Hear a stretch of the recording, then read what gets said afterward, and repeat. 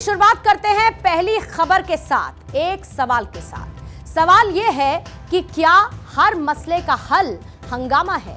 क्योंकि बीते कुछ सालों से देखा तो यही जा रहा है, हर बात पर हंगामा इतना नॉर्मलाइज हो चुका है कि अब आंदोलन भी हल्के लगने लगे हैं। 2011 में अन्ना ने आंदोलन किया।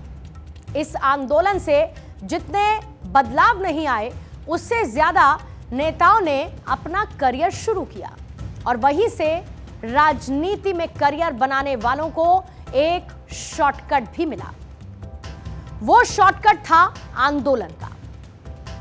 इस पैटर्न को देखते हुए देश में एक अलग ही जमात पैदा हुई। इनका बस एक ही काम है, कहीं पर कोई वर्ग सरकार की किसी बात से नाराज दिखे, तुरंत वहां पर पहुंच जाओ, फेक इंफॉर्मेशन फैलाओ, आंदोलन की आग को भड़काओ, नाराज वर्ग को सरकार से दूर कर दो, मीडिया से दूर कर दो और इस आग में इतना घी डालने का काम करो कि देश में जाम लगा दो। इस जाम को हमने सियासी जाम का नाम दिया है।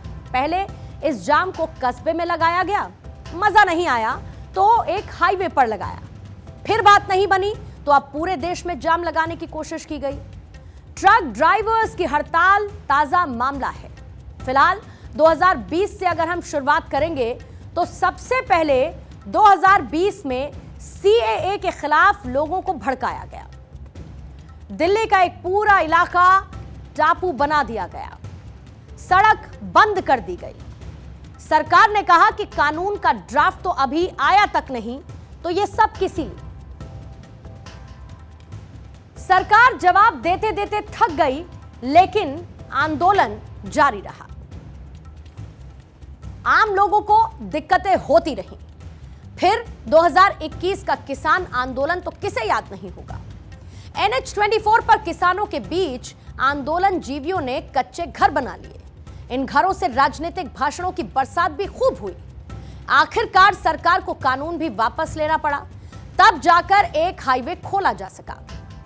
2022 में हिजाब पर खूब हंगामा बरपा और इसके बाद बीते साल पहलवानों ने आंदोलन किया। इसमें भी कई आंदोलनजीवी कूद पड़े और अब ड्राइवर्स की हड़ताल। देखिए, सबसे पहले एक बात तो मैं ये साफ कर दूं कि हम ट्रक ड्राइवर्स के खिलाफ नहीं। कुछ ट्रक ड्राइवर हैं जिन्हें कानून से समस्या बिल्कुल हो सकती है, उस पर बात की जा सकती है। किसी कानून का कभी यह मतलब नहीं होता कि वो किसी के खिलाफ हो। कानून का मतलब होता है न्याय करना। अब ट्रक ड्राइवर्स की हड़ताल शुरू नहीं हुई थी कि पूरा विपक्ष एक साथ खड़ा हो गया। सभी एक का एक ट्रक ड्राइवर्स के हितैषी बन गए। कांग्रेस ने तो बाकायदा राहुल गांधी का ट्रक वाला फोटो और वीडियो वायरल करना भी शुरू कर दिया। यह सब हो ही रहा था कि कल तक किसान का नाम जपने वाले राकेश टिकैत अचानक से ट्रक ड्राइवर्स के मसले के सबसे बड़े जानकार बनकर सामने आए। आगे बढ़े उससे पहले आप टिकैत साहब को भी जरा सुन लीजिए। धन्यवाद। जय हिंद संविधान। आज हम बात कर लेते हैं जो ट्रक ड्राइवर है उनकी जो हड़ताल चली हुई है, जो सरकार एक काला कानून लेकर आई है। क्या यहाँ पे बड़ी बड़ी प्राइवेट कंपनियां आएंगी जो ट्रांसपोर्ट के क्षेत्र में आएगी? उनकी साजिश है। यह साजिश उनकी है जो बीमा कंपनी है, उनकी साजिश के तहत ये हो रहा। तो ये तो हुई खबर और इन आंदोलन जीवियों की ब्रेन मैपिंग। लेकिन इन आंदोलन जीवियों से देश का कैसे नुकसान होता है, आप जरा वो भी समझिए। देश में इस वक्त दो सबसे बड़े कार्यक्रम होने जा रहे हैं। एक कार्यक्रम इतिहास का सबसे बड़ा इवेंट है, 22 जनवरी को अयोध्या में राम मंदिर में रामलला की प्राण प्रतिष्ठा का समारोह, और दूसरा देश भर में आयोजित होने वाले गणतंत्र दिवस का कार्यक्रम। सूत्रों का कहना यह है कि इस मामले में सरकार को एक खुफिया अलर्ट भी मिला था। वो अलर्ट ऐसा था जिसने सरकार की नींद उड़ा दी थी, और उस अलर्ट में ऐसी आशंका जताई गई थी कि देश में कुछ राजनीतिक दलों से जुड़े हुए लोग ट्रक, बस ड्राइवर हड़ताल को किसान आंदोलन की तर्ज पर आगे बढ़ाने की कोशिश कर रहे थे। उत्तर प्रदेश सहित कई राज्यों में इन हड़ताल ने उग्र रूप लेना शुरू कर दिया था। राष्ट्रीय राजमार्ग जाम करने के अलावा रेलवे ट्रैक पर भी भारी वाहन खड़ा करने का अलर्ट सामने आया। अगर यह हड़ताल आगे बढ़ती तो केंद्र सरकार के दो बड़े आयोजनों पर संकट मंडरा सकता था। एक, राम मंदिर में रामलला की प्राण प्रतिष्ठा का कार्यक्रम और दूसरा, गणतंत्र दिवस समारोह भी। देश भर से इस वक्त लाखों लोग अयोध्या पहुंचेंगे। हड़ताल के दौरान वहां पर जरूरी सामान और निर्माण से जुड़ी हुई वस्तुओं का पहुंचना मुश्किल हो जाता और इस तरह के अलर्ट के बाद केंद्रीय गृह मंत्रालय सतर्क हुआ। फौरी तौर से अखिल भारतीय परिवहन कांग्रेस के पदाधिकारियों के साथ बैठक करनी पड़ी और इसके बाद कुछ हद तक मामला शांत भी हुआ है। हमारे प्यारे ड्राइवर भाइयों, आप हमारे ड्राइवर नहीं, हमारे सोल्जर हैं। जैसे सोल्जर बॉर्डर पे काम करते हैं वैसे आप लोग काम करते हैं। आप लोगों की चिंता आपसे ज्यादा हमको है। हम ये चाहते हैं कि आपको कोई भी तकलीफ नहीं होवे। आज जो गवर्नमेंट ने 10 साल की सजा और जुर्माना नया नक्की किया था, वो आज अमित शाह जी ने यहाँ मीटिंग बुला के होम डिपार्टमेंट में ये सब दोनों जो है दोनों माफ कर दिए, अभियान्स में रख दिए हैं।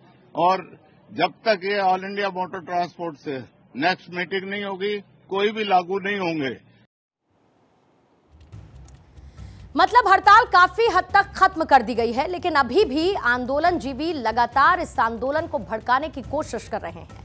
इन्हें इस बात की कोई फिक्र नहीं कि अगर ये आंदोलन एक हफ्ता भी चला तो पूरे देश में पॉज एंड पैनिक बटन दब सकता है, पूरे देश में अफरा तफरी देखने को मिल सकती है।